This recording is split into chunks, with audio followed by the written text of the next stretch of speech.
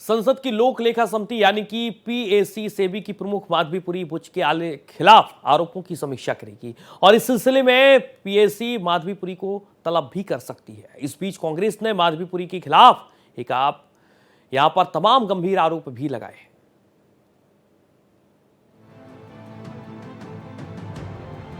तमाम आरोपों से घिरी सेबी अध्यक्ष माधवीपुरी बुच की मुश्किलें बढ़ती जा रही हैं।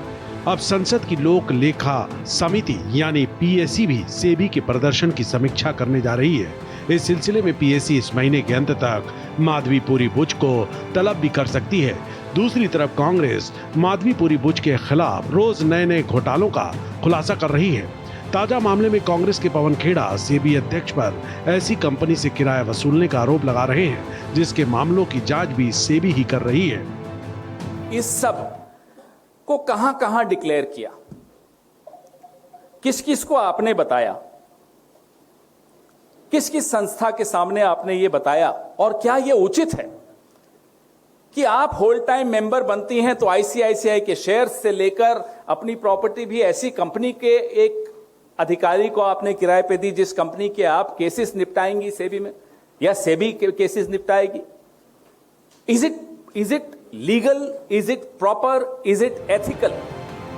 जब से हिंडनबर्ग की रिपोर्ट आई है तभी से कांग्रेस पार्टी सेबी प्रमुख माधवीपुरी बुच को लेकर लगातार आक्रामक होती जा रही है और इस मामले में प्रधानमंत्री से जवाब की मांग कर रही है।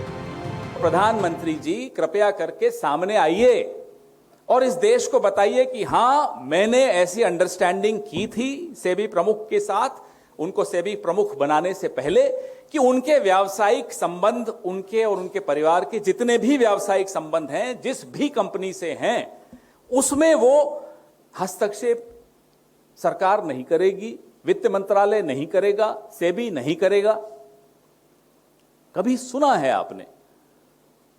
एक के बाद एक कॉन्फ्लिक्ट ऑफ इंटरेस्ट सामने आता चला जा रहा है, प्रधानमंत्री चुप है। इतने सारे आरोपों के बावजूद माधवीपुरी बुच का सेबी अध्यक्ष पद पे बने रहना भी सवाल पैदा करता है। जानकारों का मानना है कि इससे सेबी की साख और विश्वसनीयता को नुकसान पहुंच रहा है।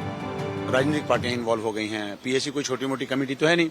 अगर आपको तलब कर रही है, आप विवादास्पद हैं, चारों तरफ से आपके खिलाफ पेपर आ रहे हैं, कुछ कांग्रेस ने रिलीज किए हैं, कुछ सेक्शन ऑफ मीडिया में आया है, तो आप इतनी बड़ी प्रोप्राइटी भी एक चीज होती है, आप एक हाइजीन भी एक चीज होती है, आप मानेंगे कि नहीं मानेंगे?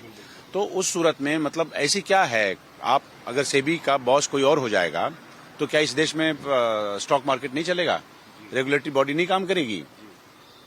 क्यों चिपके रहना जरूरी है?